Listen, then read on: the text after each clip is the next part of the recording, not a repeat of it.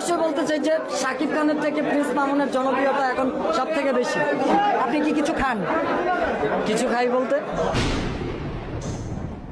সজনী সজনী তোমার দেখিয়া তুমি কোন শহরের মাইয়া গো। এদেশে তেলের অনেক দাম। নৌকায় উঠেছো কিন্তু ডোবার ভয় পাওনি। হ্যালো গাইস, কেমন আছেন সবাই? আশা করছি আপনারা সবাই ভালো আছেন। নতুন ইউটিউব গসিপ আপডেটে আপনাকে স্বাগতম।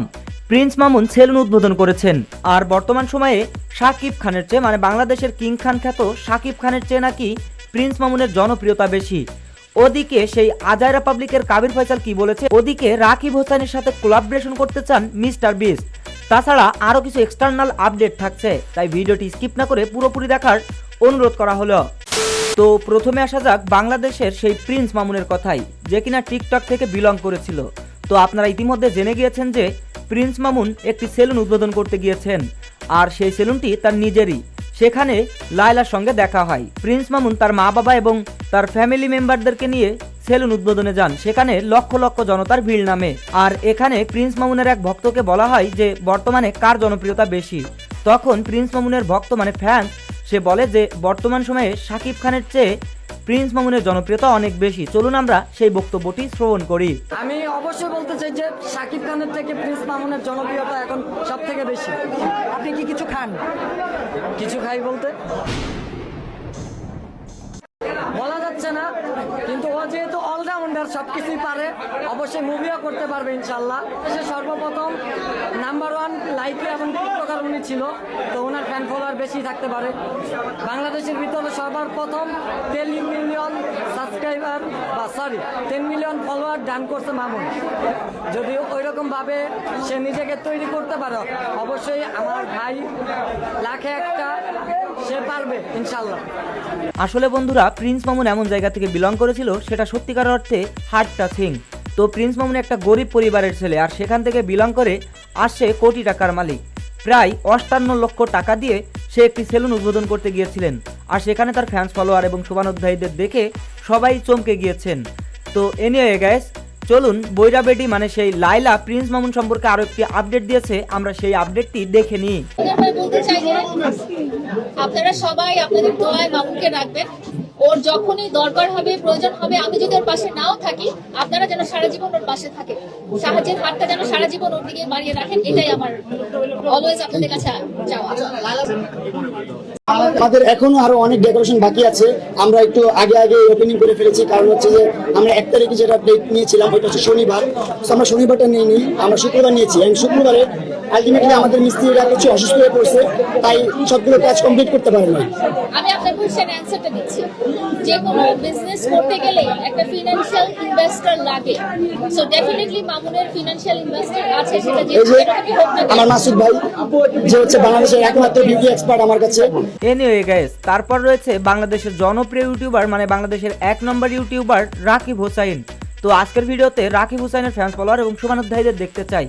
তো রাকিব হোসাইনের ইনস্টাগ্রামে একটি ভিডিও দেখা যায়, যেখানে রাকিব হোসাইনকে ফলো করেছে বিশ্বের জনপ্রিয় ইউটিউবার মিস্টার বিস্ট, এবং মিস্টার বিস্ট নাকি রাকিব হোসাইনকে কোলাবরেশন করতে বলছে, মানে তার সঙ্গে কাজ করতে বলছে। চলুন আমরা সেই ভিডিওটি রাকিব হোসাইনের মুখ থেকে দেখে নিই। মিস্টার বিস্ট আমাকে মূলত মেসেজ দিয়েছে, সে চায় আমি যদি তার সাথে একটা কোলাবরেশন করি। বুঝতে পারছো গাইজ, এটা কতটা বড় একটা গুড নিউজ আমাদের জন্য। এনিওয়ে গাইস, চলুন তারপর এলেক্স সবুজের একটি গসিপ আপডেট আমরা দেখে নিই। মানে অ্যালেক্স মানে আছে মানে মানে আমরা কিন্তু এই জিনিসটা নিয়ে অনেক জায়গায় কমেন্ট দেখি, অনেকে বলে যে এটা মাদকের সাথে আপনি নাম মানে রোস্টাররা যেটা আপনি করতেছিল, যে আমি আপনাকে নিয়ে রিসার্চ করার সময় দেখলাম যে মানুষ বলতেছে মানে অ্যালেক্স দিয়ে মাদককে আপনি প্রমোট করতেছেন, অ্যালেক্স এমন টাইপ কোনো মাদকের নাম হতে পারে না? না শুনি রহস্যটাই অনেকে দেয় না এরকম। আমি এরকম মানে জাস্ট এমনি অ্যালেক্স দিচ্ছেন ক্যাচি হয় অ্যাকচুয়ালি, মানে আর এর পিছনে আছে একটা রহস্য আছে অবশ্যই হতে পারে। মানে আপনি বলতে পারেন চাইলে যে প্রিয় মানুষটির নাম না না না এরকম কিছু না। আচ্ছা এমন আমার একটা প্রিয় খেলোয়াড়ের মানে নাম আর কি। ওকে, যেমন হেলস ইংল্যান্ডের। ওকে, ওইখান থেকে আপনি হচ্ছে অ্যালেক্স নিয়ে এবং তারপর হচ্ছে গিয়ে আপনি সবুজকে হচ্ছে কোলাবোরেশন করে দেন মানুষের এত ফেমাস ওইটা কই নাই ফার্স্ট কইলাম। অ্যালেক্স সবুজ ওর নামের অ্যালেক্সের মেইন মিনিংটা আমাদের এখানে বলেছে।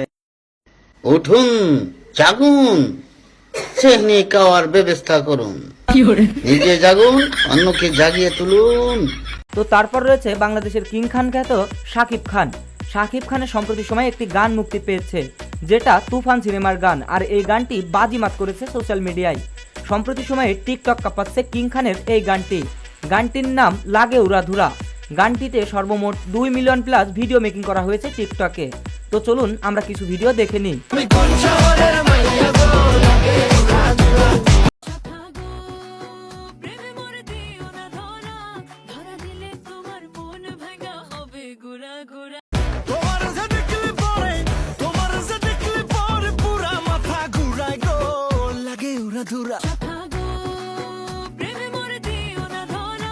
এনিওয়ে গাইস, লাগে উড়াধুরা গানটি যেমন টিকটকে ভাইরাল হয়েছে, তেমনই ভাবে ইউটিউবে এই গানটির ভিউজ রয়েছে 7.8 মিলিয়ন এবং এই গানটি 5 দিন আগে আপলোড করা হয়েছে।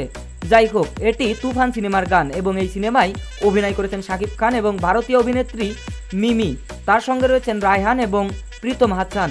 তো এই গানটি দিয়ে কে কে ভিডিও মেকিং করেছেন এবং এই গানটি কার কার কাছে বেশি ভালো লাগে সেটা কমেন্ট করে জানাবেন এবং কিং খানের এই সিনেমাটি তুমুল হিট হতে পারে। তো তারপর বাংলাদেশের জনপ্রিয় টিকটকার আজারা পাবলিকের কাবির ফয়সালের কিছু গসিপ আপডেট আমরা দেখে নেব। চলুন আজারা পাবলিকের কাবির ফয়সাল সম্প্রতি সময়ে টিকটকে কি বলেছে আমরা সেই ভিডিওগুলো দেখে নিই।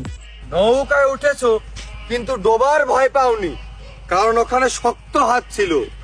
প্রেম করেছো কিন্তু তার ওজনটা কখনো মেপে দেখোনি, কারণ ওখানে ভরসার দাড়িপাল্লা ছিল।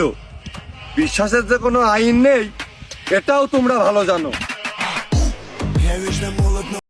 গাড়ি, বাড়ি, নারী, আর কোন কোন শখ করবা? পকেট যদি উঁচা থাকে সব কিনে নিতে পারবা। বয়সটা অল্প হলেও আজ এই হাটে, কাল ওই বাজারে, পরশু ওই ঘাটে নোনা পানি মিঠা পানির স্বাদ নিয়েছি। এখন সময় আমার এমনে আসে নাই, আমি শরীরের ঘাম দিয়ে কিনে নিয়েছি। তো কাবির ফয়সালের ফ্যান্স ফলোয়ার এবং শুভানুদ্দায়ী শুভাকাঙ্ক্ষীদের দেখতে চাই। এনিওয়ে গাইস, তারপর রয়েছে বাংলাদেশের জনপ্রিয় ইউটিউবার এবং টিকটকার ওমর অন ফায়ার। তো ওমর অন ফায়ার সম্প্রতি সময়ে ইন্ডিয়ায় গিয়েছেন। ইন্ডিয়ায় গিয়ে তিনি আগুন ঝরানো টিকটক ভিডিও আপলোড করছেন। তো ওমর অন ফায়ারের কিছু আগুন ঝরানো টিকটক ভিডিও দেখে নিব।